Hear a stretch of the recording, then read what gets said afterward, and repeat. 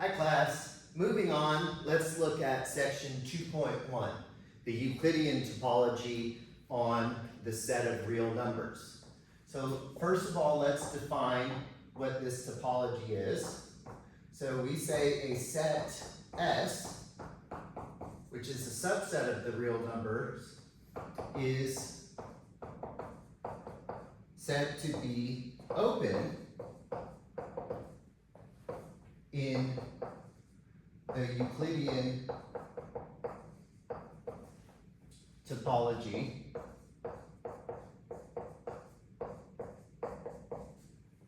on R if for each x in S there are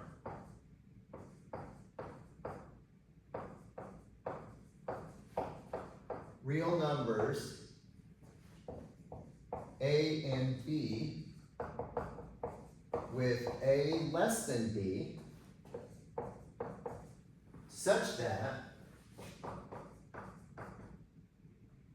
X is an element of AD, which is a subset of S here. Okay, so visually what this is saying here, right? So we have some set S. So let's just generically draw it. Just for convenience, I'm going to draw it as an interval. It doesn't have to be an interval, right? We'll see later that these open sets in the real numbers can be other things, but I'm just, for convenience for this picture, I'm going to draw it as an interval, an open interval. Okay, so what does this look like? So here's my set S. So it's saying if I take a point X, any point in S, then what I can do is I can construct an interval around X that fully sits inside of S. Here. Okay, so visually, this is what we should be thinking here, to be open in the set of real numbers. Okay, so then we can see that this is a topology on R, and Sidney A. Morris, the author, goes over this. This is on page 51 here.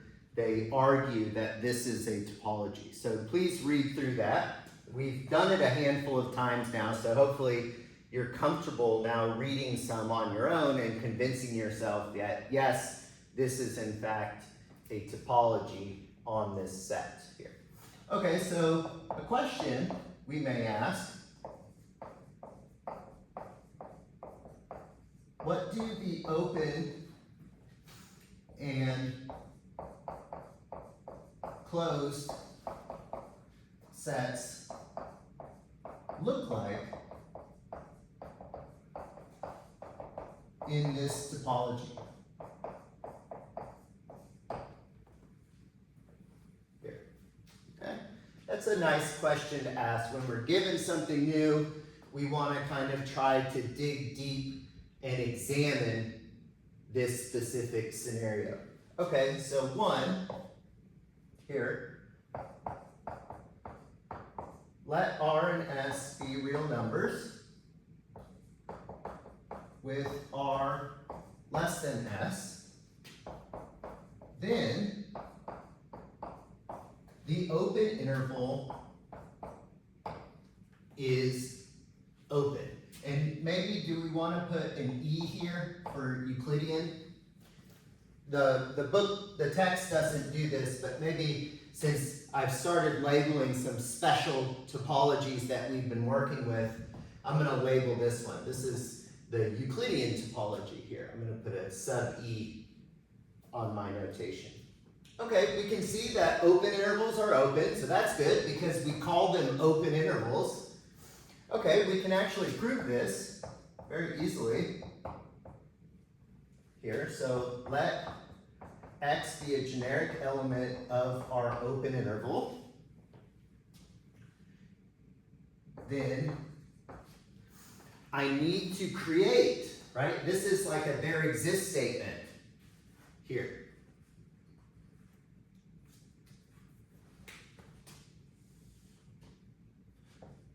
Right? This is, there are real numbers A and B. This is a there exists statement. So I need to create these that satisfy this criteria. Okay, well this one's actually really easy because we can just choose A equal to R and B equal to S.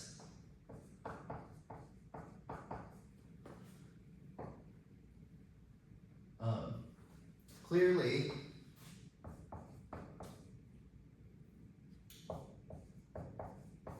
AB is a subset of this, and X is in there, hence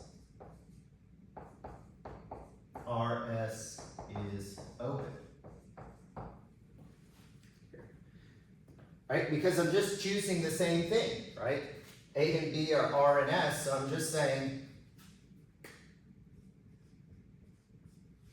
X is in R and S, well, because I chose an X in R and S, and RS is a subset of RS, obviously.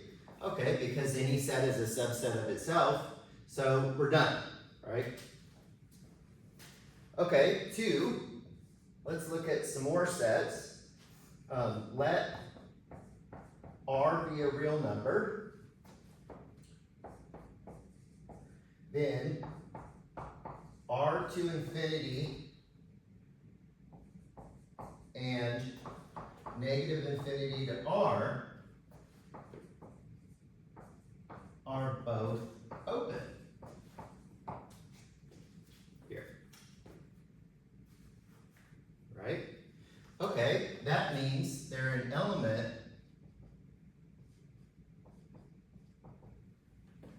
of our topology, right? Our topology consists of all the open sets. So we're claiming that these two are open, so therefore they're part of our topology. Here. And these are our half rays. Here. Right? Our positive half ray. This is our, let's use color here. This is our positive half ray, and this is our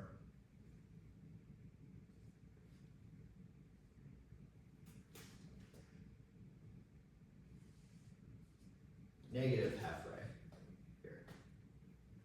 Right? Both of these are open sets. Okay, so let's prove this. And we'll just prove it for one. The other one is very similar.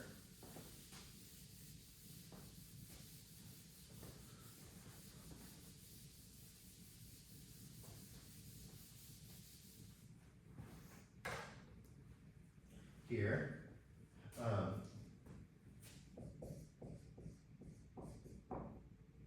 So proof.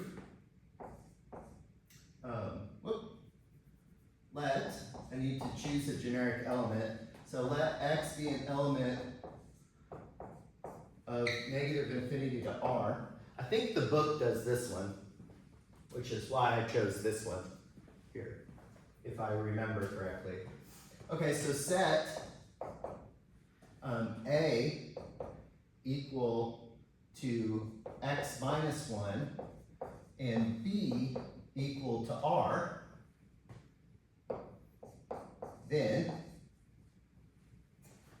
we can see that X is in A to B, right? Because what I'm doing is I'm saying this is the set X minus 1. So I've chosen an X already. So I'm subtracting 1. So obviously, since it's bigger than X minus 1, it's in this, and it's smaller than R because it has to be in here. It's in this interval. And clearly, this is a subset of this interval. So hence open.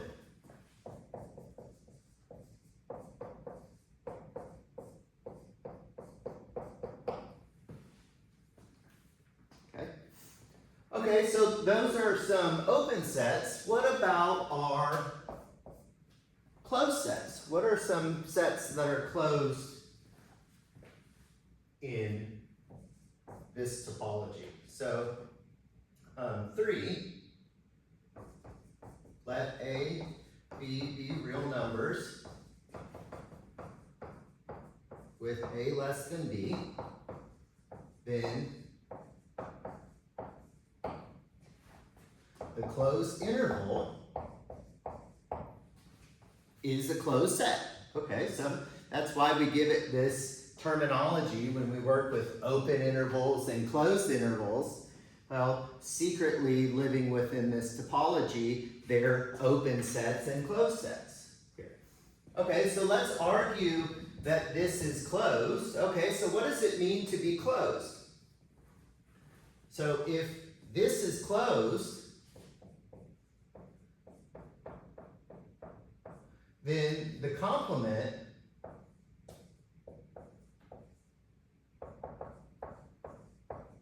must be open, right? Okay, so notice, let's prove this. Notice that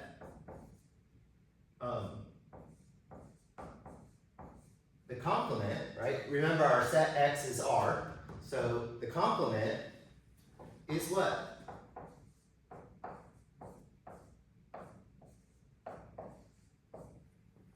Our complement is this set. It's this half ray and this half ray. Well, that's good because we've already argued that our half rays are open. So from 2,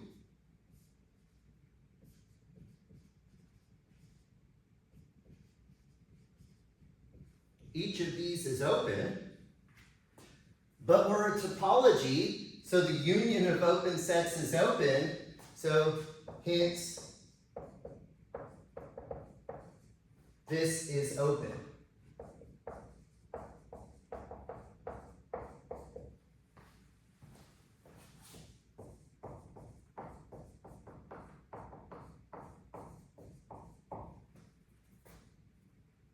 Okay? Okay. What other sets are closed?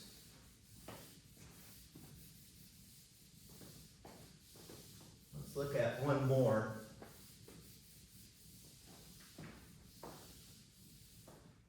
Closed set. So 4.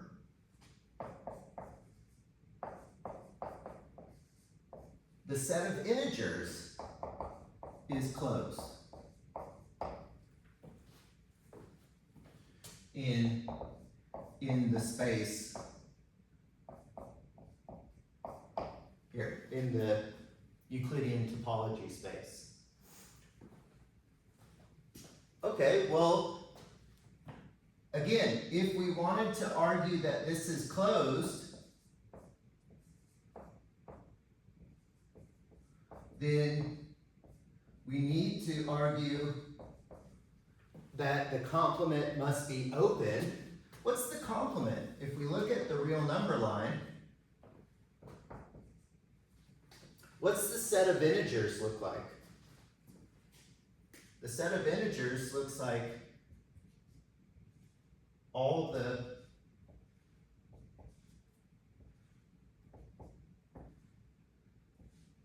counting numbers, including 0 and our negatives. Right, here's our set of integers. So what's our complement? Our complement is going to delete these and take everything else.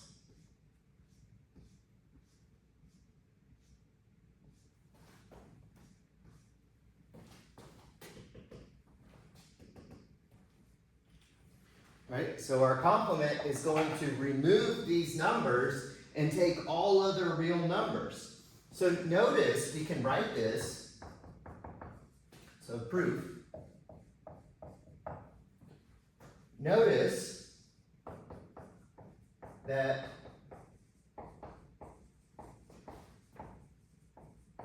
the complement may be written as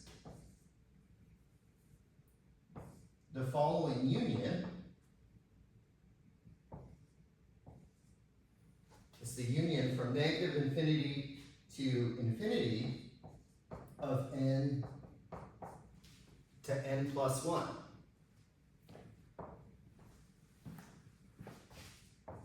Now each n to n plus 1 is open, right? Because it's an open interval. So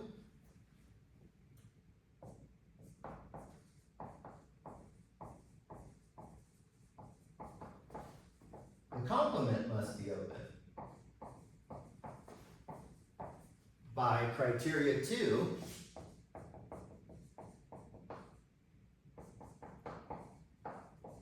of a topology. Right? Remember, arbitrary unions of open sets remain open in a topology. Okay, good. Now we have another specific topology to work with. And this is the more traditional topology. And we'll work with this one a lot, especially when we come back to the idea of metric spaces, because this is where our underlying analysis lies here. Okay, a couple additional statements here. A set S, which is a subset of a larger set X, is said to be an F sigma set if it is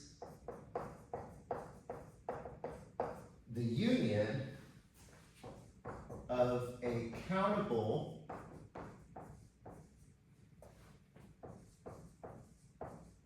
number of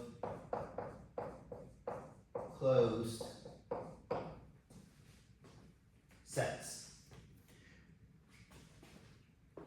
Okay, so just kind of some refreshing in case we've forgotten or we haven't worked with this a lot. You can go back to our book of proof and look up what it means to be countable. But the idea is that there exists a bijection from n to the set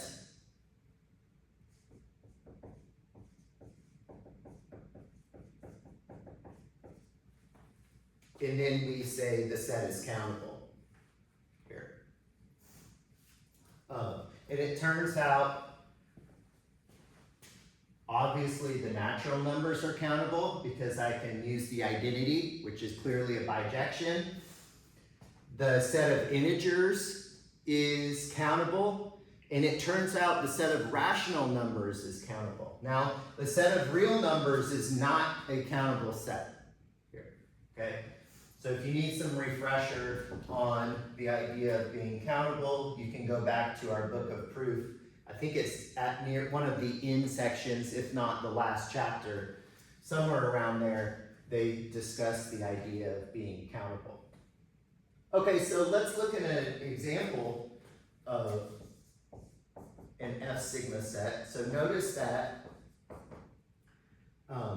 the open interval A to B can be written as the union, the countable union a closed set.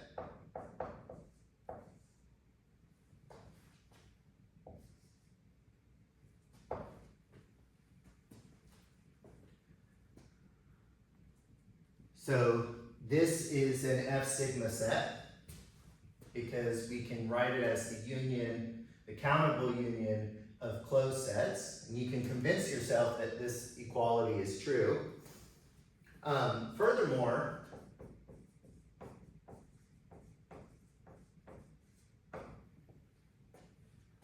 the closed set, the closed interval A to B is an F sigma set because I can write it as a countable union of closed sets as well. And you can convince yourself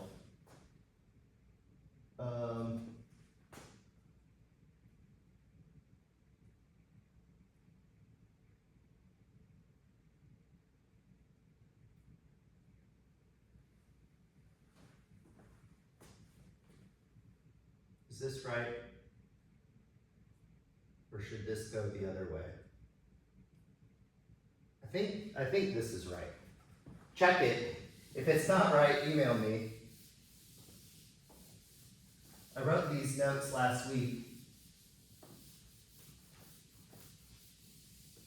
And at the time of writing them, I convinced myself that was true. But now glancing at it, it looks a bit off. But I'm going to believe myself from last week. And then we also have another definition. A set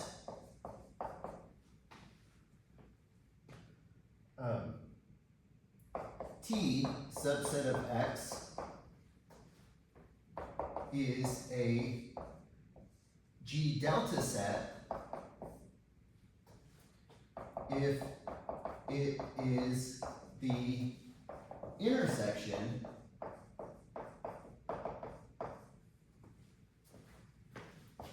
of a countable number of open sets. Okay, in an exercise here, show those two are also G delta sets. So show the open interval and the closed interval are G delta sets. So try that on your own.